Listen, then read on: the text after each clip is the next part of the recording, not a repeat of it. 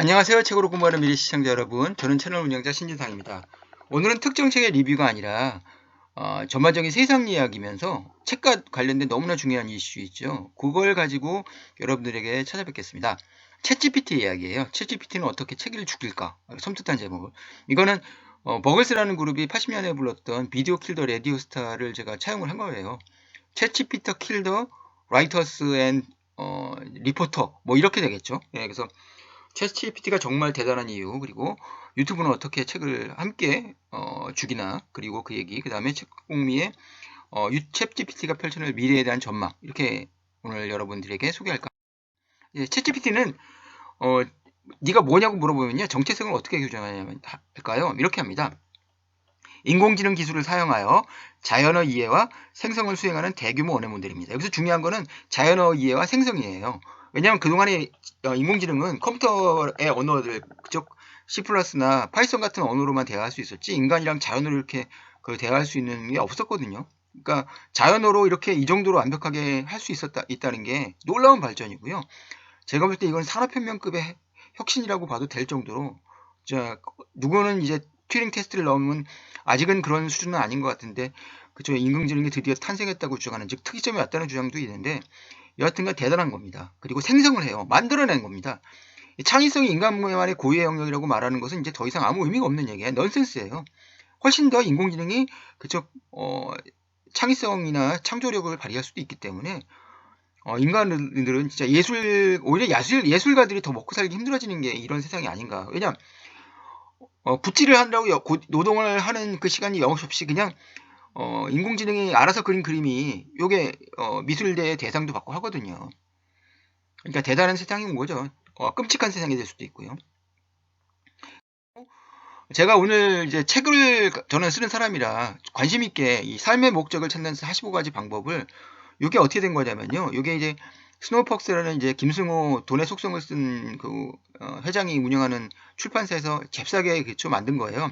이 챗GPT가 나온 게 1월이니까 한 2달밖에 안 됐잖아요. 그 2달 동안에 벌써 책이 벌써 2월 15일부터 쏟아져 나오기 시작했어요. 앞으로도 100권은 더 나올 것 같습니다. 그 중에서 챗GPT가 직접 저자인 책은 이 책이죠. 자기계발서를 쓴 거예요. 그래서 그냥 목차를 만들어서 그냥 챗GPT에 넣어보니까 그냥 그 답변을 가지고 책을 쓴 건데, 과연 사람들이 인공지능이 얘기하는 삶의 교훈을 듣고 싶어 할까 하는데 책이 많이 팔려요. 그냥 화제성 때문일 수도 있겠지만, 이제 평가자들 따라서는 아주 극찬하는 분들이 있고, 이거는 짜집기의 어떤 진수라고 폄하하는 사람도 있고 합니다. 근데 여하튼간 대단한 일이죠. 예.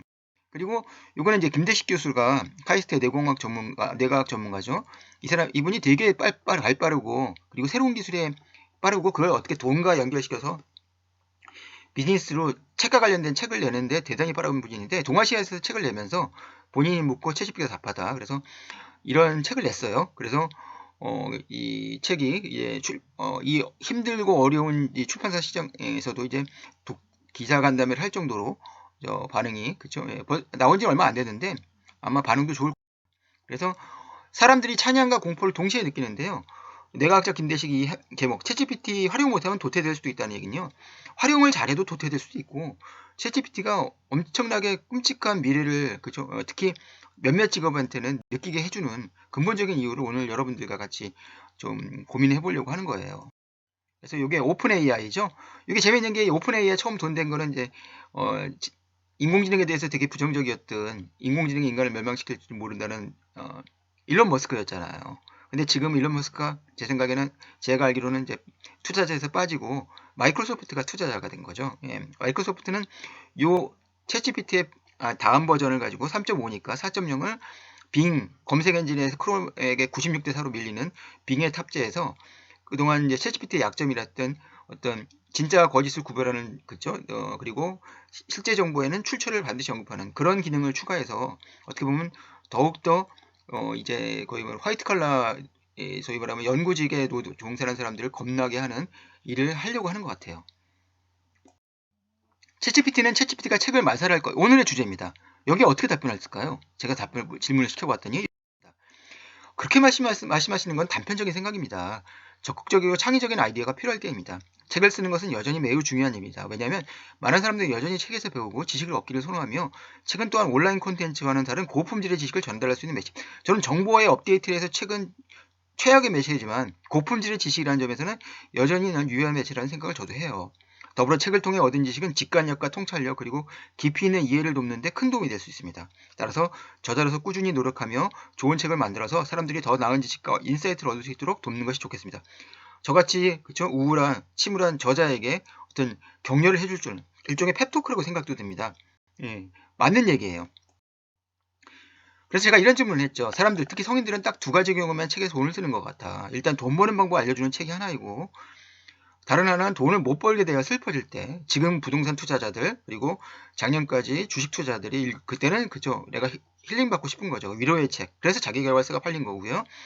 그리고 소설이 팔린 겁니다. 소설이 되겠지. 물론 중고생 참고서 시장 이거는 공부 때문에 팔리는 거고요. 초등학생 동화 시장도 있지만 왜냐 인생에서 유일하게 그저 책을 읽을 시기가 초등학생 시기잖아요. 사람들은 점점 책을 안 읽는 것 같아. 이건 진실, 이건 판명된 겁니다. 그리고 돈 주고 사보는 경우는 점점 줄고 있고 이런 주장에 대해서 네 생각은 어떠냐고 제가 노골적으로 물어봤어요. 맞다고는 하지만 돈을 받는 방법을 알려주는 책이나 자기계발서, 위로의 책 등은 사람들이 계속해서 찾는 분야입니다. 오히려 이 분야에서는 인터넷 검색이나 무료로 제공되는 자료들 보다도 출판된 책의 신뢰성과 전문성이 더 높아서 책 구매에 대한 수요는 여전히 높은 편입니다. 그러나 소설 등의 문화작품은 인터넷이나 디지털 콘텐츠가 발전함에 따라 출판된 책에 대한 수요는 감소하고 있습니다. 이는 무료로 이용 가능한 디지털 도서관, 전자책 등의 영향도 있을 것입니다. 또한 책을 구매하는 것보다는 대여나 중고책을 이용하는 경우도 많습니다. 저도 주로 책을 빌려봅니다. 이는 환경 문제와 경쟁적인 측면에서도 유리하며 책을 읽는 문화 자체가 사라지는 것은 아니라는 생각합니다.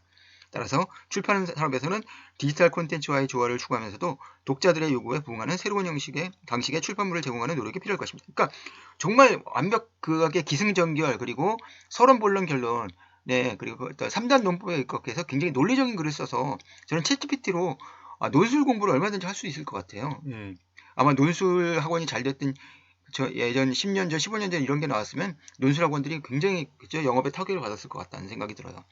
하여튼 글쓰기를 챗GPT에서 배우면은 아주 도움이 될 거라는 생각이 들고요. 그 정도로 챗GPT는 제 생각하는 이상으로 뛰어난 성능을 보여요.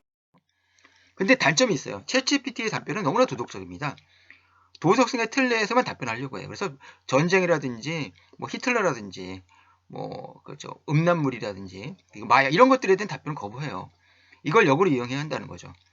참 그런 면에서 마이크로소프트는 예전에 테이를 만들 때 테이가 그렇죠 24시간 안에 완전 인종차별적으로 돌변을 해서 히틀러가 옳았다는 답변하고 나서 그냥 용도 폐기됐던 그 기억이 너무나 어떤 뭐랄까 트라우마 같은 것 같아요. 그래서 요게 챗GPT는 굉장히 도덕 교과서의 틀 내에서 답변한다. 때로는 그러니까 도덕을 제가 그쵸 어기라는 뜻이 아니고 그걸 이용해서 그쵸 그것이 챗GPT가 못하는 쪽으로 인간의 능력을 발전시켜야 된다는 생각을 하고 있는 거예요. 제가 평가를 하자면은 일단 4차 산업혁명은 블루칼라가 아니라 왜냐하면 로봇 기술이 이 정도 발전하지 못하기 때문에 아직 그렇게 관절이라든지 어떤 이동해서 그런 것들이 그렇죠 그 로봇이 그리고 4차 인공지능보다는 속도가 굉장히 더딥니다. 그래서 화이트 칼라부터 먼저 잡아먹을 것 같아요. 블루 칼라가 아니라. 챗GPT는 결국 저자, 기자, 컨설턴트를 교체할 것이다. 저는 기자 출신 저자고 컨설턴트인데 굉장히 암울하죠. 저는 챗GPT가 참 모든 직업에게 그쵸 어떤 종말을 구하진 않겠지만 이 세 직업은 그쵸 빨리 대안을 찾는 게 좋겠다는 생각이 들 정도로 굉장히 파워풀합니다. 네, 이제 시작일 거예요. 결국은 전문직도 대체될 거고 의료까지도 위험해질 거예요. 가장 최후의 전문직이라고 할 수 있는 의료진도 의사들도 사람들이 그러잖아요. 인공지능이 그쵸 더 믿을만하다. 어떤 예를 들어서 방사선에서 어떤 암에 대한 판정을 할 때 인공지능과 인간이 다를 때는 사람들은 인공지능을 믿을걸요 아마. 그리고 정신과 상담도 인공지능이랑 상담하는 걸 오히려 더 좋아할 거예요. 인간을 의사를 아무리 그쵸 인간 의사라도 역시 편견이 있는 것이고 그걸 믿을 수가 없는 거죠. 그래서 저는 결국 챗GPT를 이기려면요 단 하나 인간은 예측 능력을 촉을 발전시키는 게 없어요. 왜냐 컴퓨터 인공지능 초기였기 때문에. 네. 물론 주식 투자를 한다면은 단기 투자는 훨씬 더 챗GPT 같은 그쵸 알고리즘 투자를 하는 인공지능이 고빈도 미매가 가능하니까 1초에도 수천 번 결합할 수 있으니까 잘할 수 있겠지만 장기 투자는 결국에 오래 사는 길은 결국 예측 능력이 뒷받침돼야 되는데 그건 인간이 더 잘할 수도 있지 않을 것인가. 그래서 섬세한 예측 능력, 그것이 저는 챗GPT의 이 세상에서 인간이 살아남는 길이라고 생각합니다. 예, 오늘은 어떠셨는지 모르겠어요. 예, 계속 발전하고 진화하는 모습을 저도 보여야 챗GPT보다 그래도 나은 저자, 더 나은 입시 컨설턴트라는 얘기를 들을 것 같아요. 그래서 저는 노력을 하려고 책도 읽고 챗GPT도 사용하는 겁니다. 도움이 되셨다면 구독과 좋아요, 알림 설정 부탁드리겠습니다. 특히 구독은 제게 큰 힘이 됩니다. 감사합니다.